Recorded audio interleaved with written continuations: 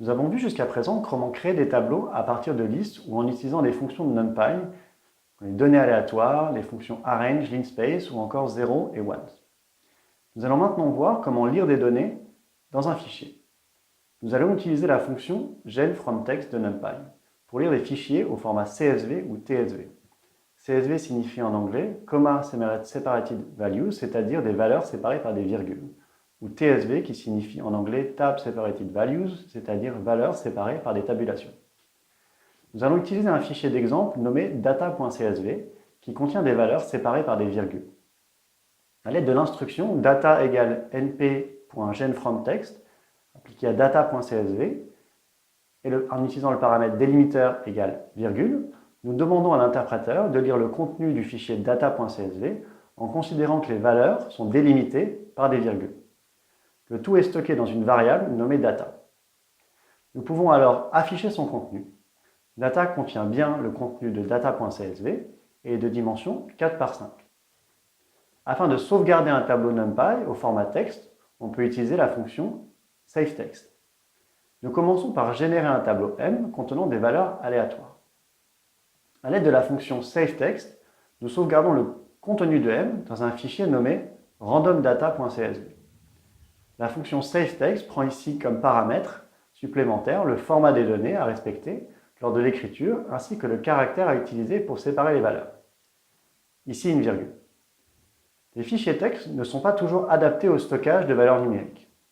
Dans l'exemple précédent, nous n'écrivons que 3 chiffres après la virgule et perdons donc en précision.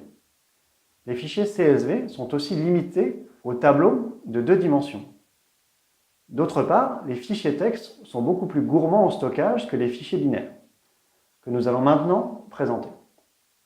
NumPy possède son propre format de fichier binaire. De tels fichiers utilisent l'extension NPY. Pour sauvegarder des tableaux au format binaire, il faut utiliser tout simplement la fonction save de NumPy. Save signifie sauver ou sauvegarder en anglais. Ainsi, l'instruction np.save de randommatrix.npy,m permet de stocker dans le fichier randommatrix.npy le contenu de la variable m. Afin de lire ce fichier, il faut utiliser la fonction load. Nous voyons en affichant le résultat que plus de 3 chiffres après la virgule sont ainsi obtenus. Nous allons maintenant aborder les techniques d'indexation avancée de NumPy. Commençons par redéfinir V, un tableau 1D contenant les valeurs 1, 3, 2, 4, et M, un tableau 2D formé des 4 mêmes valeurs stockées sur 2 lignes et 2 colonnes. V a une dimension. L'accès à un élément de V se fait donc avec un seul indice. Ici, V crochet 0 est égal à 1. M a 2 dimensions. L'accès à un élément de M se fait donc avec 2 indices. Ici, M 0,1 qui est bien égal à 3. Que se passe-t-il lorsqu'on ne passe qu'un seul indice à M? Par exemple, en souhaitant accéder à M de 0. Nous voyons que cela ne renvoie pas une erreur, mais la ligne d'indice 0, c'est-à-dire la première ligne de M. Nous pouvons préciser à l'aide du caractère 2 points que l'on souhaite tout le contenu de cette ligne. Ainsi, M de 1,2 points renvoie le contenu de la deuxième ligne de M. C'est aussi à l'aide de 2 points que l'on peut accéder à une colonne de M. Ainsi, M 2 points,1 correspond à la colonne d'indice 1, c'est-à-dire la deuxième colonne de M. Voyons maintenant comment assigner une valeur ou plusieurs dans un tableau. M est toujours notre tableau 2D contenant les valeurs 1, 3, 2, 4. Avec la syntaxe M de 1,2 points égale -1, on assigne la valeur -1 à tous les éléments de M de 1,2 points, c'est-à-dire tous les éléments de la deuxième ligne de M. Avec la syntaxe M de 2,1 est égal à la liste 5,6, je réalise cette fois une assignation multiple. J'assigne à la deuxième colonne de M les valeurs 5 et 6. Voyons plus en détail les opérations de slicing sur les tableaux NumPy. Pour rappel, le slicing est ce qui nous a permis d'accéder à une sous-liste ou à une sous-chaîne de caractères.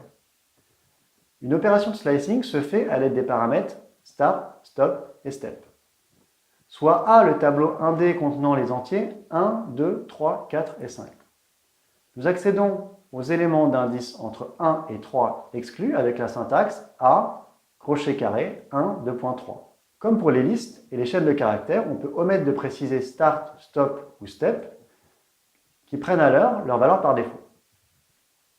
A de 2.2.2 renvoie un élément sur 2 de A de 2.3 renvoie les trois premiers éléments de A, et A de 3, 2 points, renvoie les éléments de A d'indice supérieur ou égal à 3. On peut également utiliser des indices négatifs. Repartons de A, le tableau 1D contenant les entiers 1, 2, 3, 4, 5. A de moins 1 est le dernier élément de A, c'est-à-dire 5. Et A de moins 3, 2 points, renvoie les trois derniers éléments de A, c'est-à-dire le tableau contenant les entiers 3, 4 et 5. Les opérations de slicing sont possibles sur des tableaux, quelle que soit leur dimension. Construisons un tableau A de deux dimensions à l'aide de listes en compréhension, telles que l'élément de A en position IJ et l'entier formé des chiffres I et J. Par exemple, l'entier en position 1, 2 et 12. Nous pouvons sélectionner le bloc restreint aux lignes et aux colonnes d'indices entre 1 et 3 exclus avec la syntaxe A de 1, 2.3, 1, 2.3. Pour sélectionner une sous-matrice en prenant une ligne et une colonne sur 2, nous utilisons la syntaxe A 2.2.2, 2.2.2. Nous venons de voir l'indexation du tableau multidimensionnel avec le slicing. Nous allons voir maintenant ce qui est connu sous le nom de fancy indexing, c'est-à-dire la possibilité d'indicer des valeurs d'un tableau à l'aide d'autres tableaux ou encore de listes. Commençons par afficher le contenu du tableau A. Nous définissons la liste des indices 1,3. L'accès aux éléments de A à partir de cette liste d'entiers renvoie les lignes d'indices 1 et 3. Pour accéder aux colonnes d'indices 1 et 3, il faut combiner cela avec l'utilisation du caractère 2 points. Ainsi, on écrit A 2.indice. Dans le cas où l'on passe des listes d'entiers, comme indice de lignes et de colonnes, NumPy interprète cela comme l'accès à la liste des éléments. Prenons un exemple. Ici, A appliqué à la liste 0,2 en premier paramètre, un deuxième paramètre, la liste 1,3. Cela renvoie les deux éléments, celui d'indice 0,1 et celui d'indice 2 et 3. Si l'objectif désiré est l'accès à une sous-matrice ou un sous-tableau restreint ici aux lignes d'indice 0 et 2 et des colonnes d'indice 1 et 3, il faut passer par la fonction ix underscore de NumPy. Nous venons de voir l'indexation de tableau NumPy avec des entiers. Il est aussi possible d'indicer à l'aide des tableaux de booléens.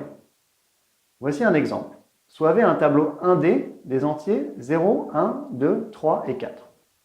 Définissons une variable nommée mask, qui est un tableau de 5 éléments booléens.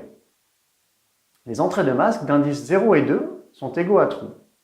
Ainsi, à l'aide de l'instruction v appliquée à mask, l'interpréteur renvoie deux éléments de v d'indices 0 et 2. Nous voyons en dessous un deuxième exemple qui montre toutes les possibilités qu'offre l'indexation avec des masques booléens. L'instruction v supérieure à 2 renvoie un tableau de booléens avec ces deux derniers éléments égaux à true, car 3 et 4 sont bien supérieurs strictement à 2. Ainsi, la syntaxe v crochet carré v supérieur à 2 renvoie un tableau des éléments de v qui sont supérieurs à 2, c'est-à-dire 3 et 4.